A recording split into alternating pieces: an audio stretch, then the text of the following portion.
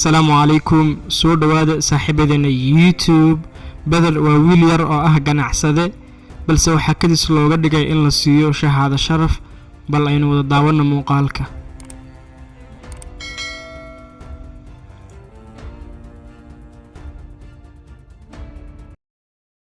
hala soo qaado caagaga hana la hor dhigo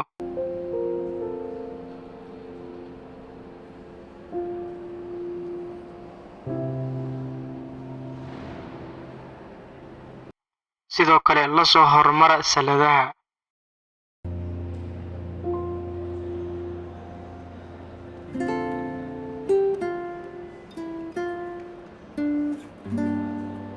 الحين البالونات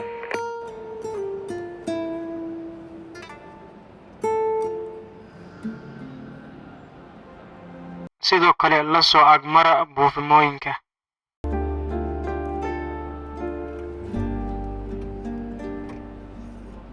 sidoo kale baabuurta alaabta lagu gurto la soo agmara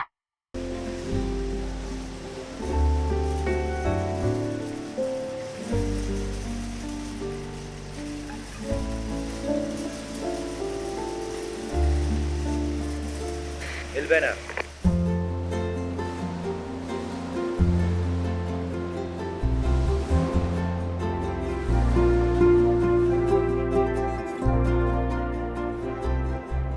boodhkana sii daaya waadna maqlaysaa beder waxaad tahay haliyey da'yar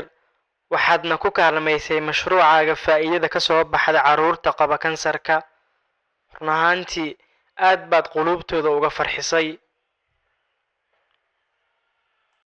haddii aad weydiiso carruurta beder waxay kuu sheegayaan inuu yahay saaxiibkooda aad u wanaagsan uuna leeyahay hami sare waana mid aad u xooggan oo lagu tiirsanaan karo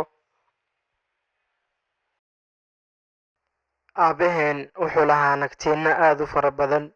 bederna wuxuu mar walba jeclaa inuu xirto nagtiinadaas iyadoo aysan jirin xalfad mar walba wuxuu ahaa mid jecel oo xidhan jiray 2015 waxa uu nashqadeeyay nagtiinka uu xiranaya adeerkiis oo aroos ahaa waqtigaas beder wuxuu bilaabay inuu naqtiinada ka sameeyo maryaha dib loo warshadeeyay run ahaantiina fakarkiisu wuxuu ahaa fakar aad u wanaagsan markii dambena uu u rumoobay fakarkiisu isagoo jira 12 jir markii uu arkay bukaanada waxa uu dareemay inay mas'uuliyad ka saaran tahay waxana uu yiri waa inaan kor u qaado kharashaadka ku baxaya beder waxa aad ugu weynaa xirashada dharka carruurta beder maxamed iyo aniga ayaa kharashaadka isku darnay si aan u caawino carruurta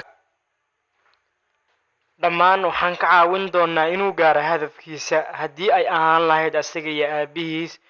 waxa uu dhiirigelin u yahay qaar badan oo ka mid ah jiilka maanta waad ku mahadsan tahay beder waxaad igu dhiirigelisay inaan sameeyo samafal waxaanan rajaynayaa inaan arko adigoo dib u soo laabtay oo ka sii xoog badan waan kula jiri doonaa